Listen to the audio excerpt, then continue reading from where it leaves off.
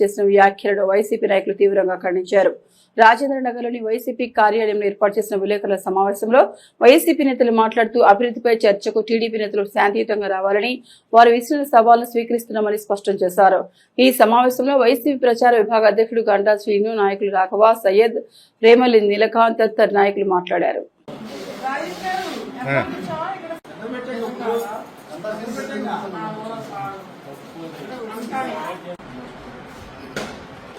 నిన్న కొంతమంది గుడివాడ నియోజకవర్గం టీడీపీ నాయకులు గుడివాడ అభివృద్ధి గురించి అని వాళ్ళు ప్రెస్ మీట్ పెట్టేసి మా ఎమ్మెల్యే నాని గారి గురించి విచ్చలవిడిగా మాట్లాడడం జరిగింది.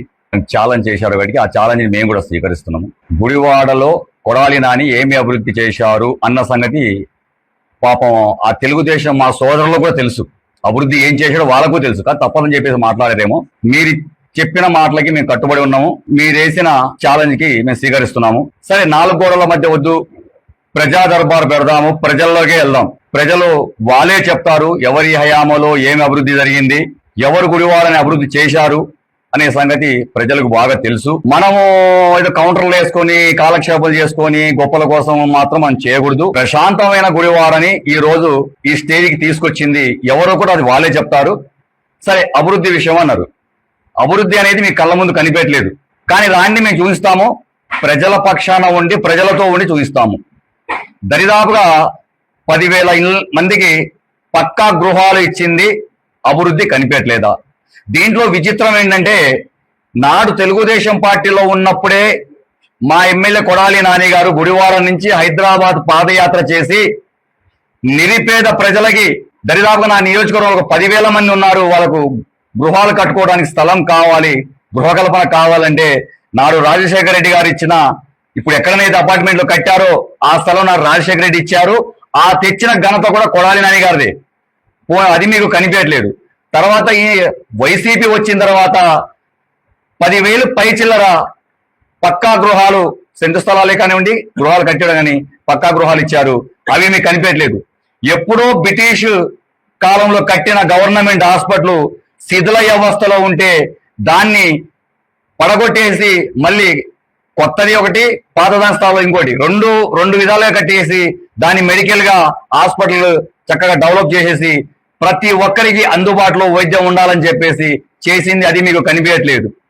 అలానే గుడివాడకు చరిత్ర ఉంది. ఈ గుడివాడ పుణ్యభూమి. ఈ భూమి మేధావులని, రాజకీయ నాయకులని న్యాయస్థానంలో న్యాయమూర్తులుగా కూర్చోబెట్టిన చరిత్ర ఉన్న ఈ గుడివాడ పుణ్యభూమిలో ఎంతో మంది నాయకులు ఎదిగారు. ఇక్కడి నుంచి ఎంతో మంది ఢిల్లీ దాకా వెళ్ళారు. కానీ ఆ రోజు నుండి ఎవరన్నా గుడివాడ గుడివాడ రైల్వే ఫ్లైఓవర్ కట్టాలని చెప్పేసి ఆలోచన వచ్చిందా? చేశారా? చేయగలిగారా? ఎవరూ చేయలేదు. కానీ మా ఎమ్మెల్యే మంత్రిగా ఉన్నప్పుడు మా నాయకుడు జగన్మోహన్ రెడ్డి గారితో మాట్లాడి కేంద్రంతో ఒప్పించేసి రైల్వే ఫ్లైఓవర్ కట్టించిన ఘనత కొడాలి నాని గారిది. అది మీ కళ్ళ ముందు కనిపెట్టలేదు. పాపం మీ కళ్ళు కనిపెట్టలేదు అనుకుంటున్నాము. అలానే పంపుల చెరువు, దశాబ్దాలుగా పంపుల చెరువు పూడిపోయి శిథిల వ్యవస్థలో అక్కడ ఉన్న మోటార్లే కానివ్వండి, అక్కడ ఉన్న పనిముట్లే కానివ్వండి ఉంటే దాన్ని మొత్తం కూడా పూడిగా తీసేసి మళ్ళీ ఆ చెరువుని కూడా కెపాసిటీ పెంచి కొత్త టెక్నాలజీతో కొత్త మోటార్లను తీసుకొచ్చేసి పెట్టిన ఘనత కొడాలి నానిది. ఈ రోజు ఎండాకాలంలో కూడా పుష్కలంగా నీళ్ళు వస్తున్నాయంటే అది మీ ఘనత కాదు, కొడాలి నాని ఘనత. ఆయన చేశాడు కాబట్టి ఇవాళ నీళ్ళు వస్తున్నాయి. మీ నాయకుడు చంద్రబాబు నాయుడు అంటాడు, నేను ప్రపంచ మేధావిని, నేను ప్రపంచానికి శాసిస్తాను, కేంద్రంలో నేను చక్రం తిప్పుతాను, కేంద్రంలో నేను లేకపోతే కేంద్ర ప్రభుత్వం లేదని చెప్పేసి.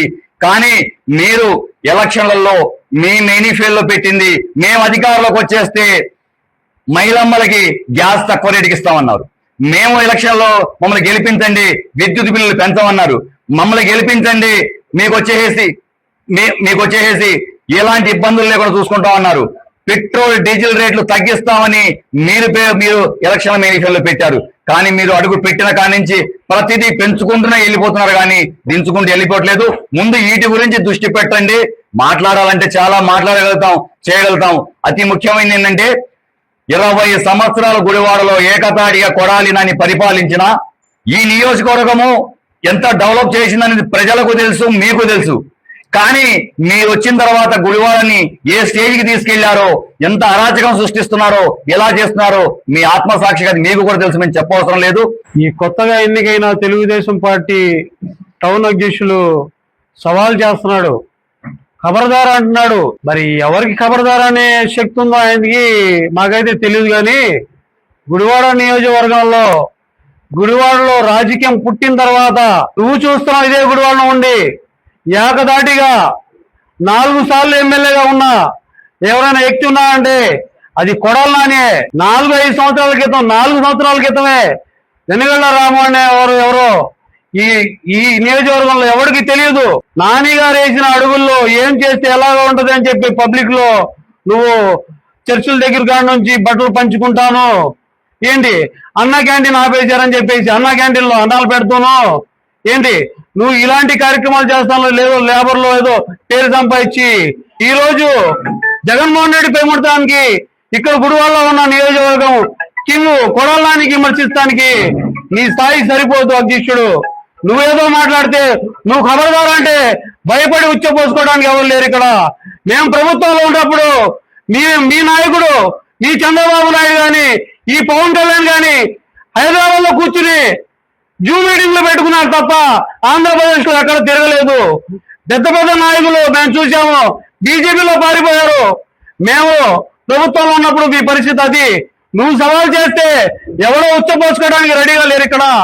ఫ్లేవర్ చూడండి, నువ్వు పెద్ద పెద్ద కళ్ళజోడు పెట్టుకుని చూస్తున్నావు కదా, ఆ కళ్ళజోడు తీసేస్తే నీ కళ్ళు కనబడతావో లేవో తెలియదు. కానీ వైఎస్ఆర్ కాంగ్రెస్ పార్టీ కార్యకర్తలు కళ్ళు ప్రతి ఒక్కరే కనబడతాయి. నువ్వు ఏదో చిన్న చిన్న పనులు చేసి పబ్లిక్ ఉన్న సార్లు చిన్న చిన్న రోడ్లు వేపించి అది అభివృద్ధి అనుకున్నావు. గుడివాడలో ఎంతమంది ఇబ్బంది పడ్డారో ఈ ఫ్లేవర్ లాగా.